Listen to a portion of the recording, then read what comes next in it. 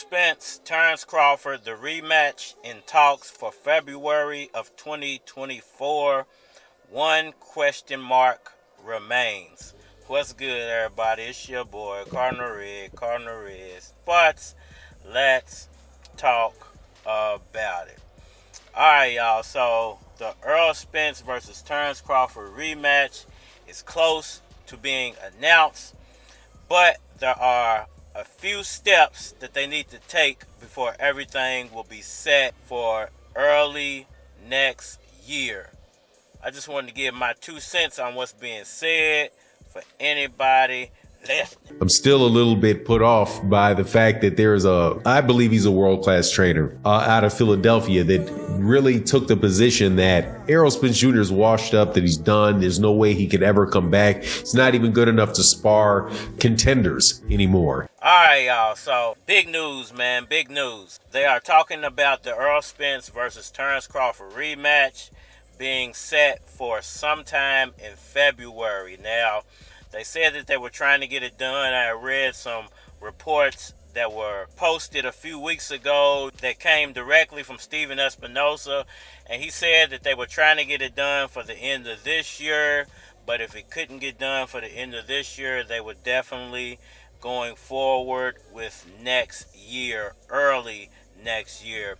And I've read some reports today, and it seems like everything is being set for February for the big rematch. I heard you wanna fight, huh? I'm gonna take you down.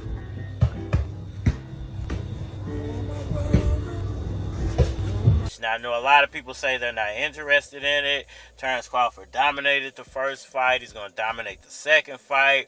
Errol Spence has no chance. But everybody has a puncher's chance in a rematch. Everybody has a puncher's chance in boxing. Errol Spence had a few things go on in camp that I think hindered the first fight for him and made everything pretty much go in Terence Crawford's way. But I think in the second fight, you're going to see a totally different story. This nigga's crazy. I think Spence is going to be overly ready for this fight. I think Spence is coming to win. But there's one question mark that remains about this fight, and that's where is it going to take place at? Is it going to be a 147 rematch for all the marbles? You can't win! Or is it going to be a 154 brawl for it all? All pride, and money involved in that fight. Yeah. Chilling with your brothers made me realize I still got it. Come on, let's bounce out of here, man. Let's bounce. Me personally, I would love to see Errol Spence fight him at 147 just to clear up all the BS that's being said about Errol Spence in 147. Now, people are mentioning Terence Crawford's name alongside of 147 like he's the best 147 fighter of this generation, even though Errol Spence's 147 resume still dwarfs his. You gonna limp back. You walk over, but you're limping back. But people are saying because of the way Crawford beat him that Crawford's a better 147-pound fighter, which I don't think so. I think Spence just had 1 foot in, 1 foot out of the division, and I think Terence Crawford kind of caught wind of that, and he took advantage of that and took advantage of the fact that Errol Spence might not have been strength and conditioning correctly, as well as he blew up in weight. So all those things I think culminated to make it a bad showing for Spence at 147, but that does not mean that Errol Spence cannot put himself back together as the best 147-pound fighter in history. You act like you back on that powder again, fam. Now, if it goes to 154, I think there's a lot more question marks on behalf of Terence Crawford. Spence has fought at this weight before. Might have only been once or twice when he first started his professional career, but has campaigned at 154 before. And he's naturally the bigger guy, naturally the stronger guy, the taller guy. All the big aspects go in Errol Spence's favor, and all of the speed, all of the boxing ability, all of the ring movement, I think goes in Terence Crawford's favor. But at a higher weight, you're always going to favor the stronger, harder punching guy. Now, I'm not saying Terence Crawford don't pack a good punch. I'll show you throwing. No, girls. Did he just hurl his own ball at him? How spectacular. Or isn't strong at that weight. I'm just saying that if it goes to 154, you got to give the advantage to Errol Spence. It's still a question mark for both guys because I don't think either one of them have fought credible competition at 154. Like I said, Errol Spence has campaigned there before, but it was early in his career, so you can't say that competition was credible. Now, Terence Crawford's never been there before. He's trying to move up to fight Canelo at 160, 168 to be exact. And, that's a heavy feat. And I think if he accomplishes his goal at 154, he's well on his way to that Canelo fight.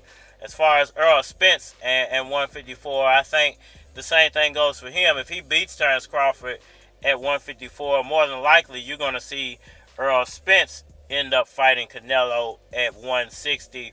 Now, I think they will have to have a trilogy if he happens to beat Terence Crawford, but more than likely that's where it's going to go. Whoever wins that fight is more than likely going to end up fighting Canelo in the near future. And if it's Terence Crawford, I think he's going to have to put in a flawless performance to beat Canelo. If it's Errol Spence, I think he can kind of go punch for punch with Canelo. He's known as a strong puncher already, a breakdown fighter.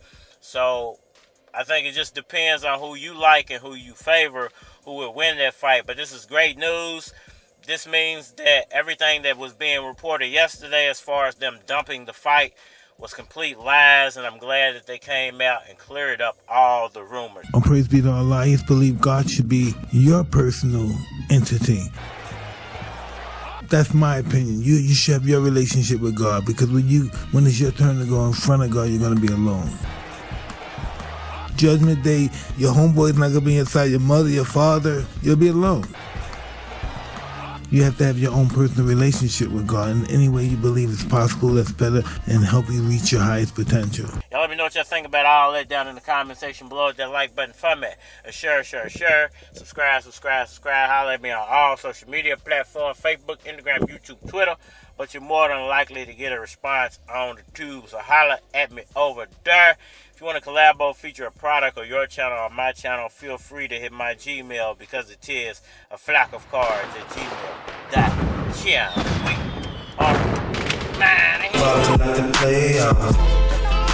I walk in with my homie, walk out with your baby mama's home key. I can tell she want it, fat booty, so you know a nigga own it.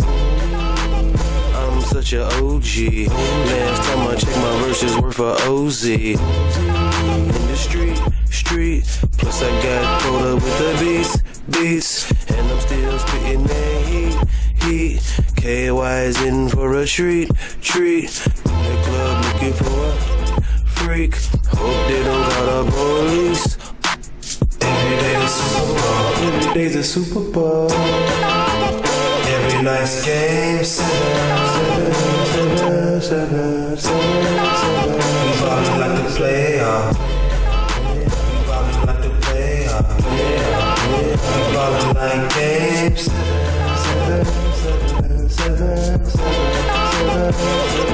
Game 7. Every day the Super Bowl. Every night's game 7. We ballin' like the playoff. Rest in peace, do it all. Rest in peace, Wayne. Rest in peace, lame niggas. Rest in peace, the niggas that don't pay, man. We ballin' like a playoff. Hard work about to pay off. Need a girl I can break off. Chill with a boss, take the day off. Fuck a job, fuck a layoff. I get the money, then I skate off. I'm a beast. Keys to the city, that's me. Every day's a Super Bowl. Every night's game 7. We ballin' like the playoff.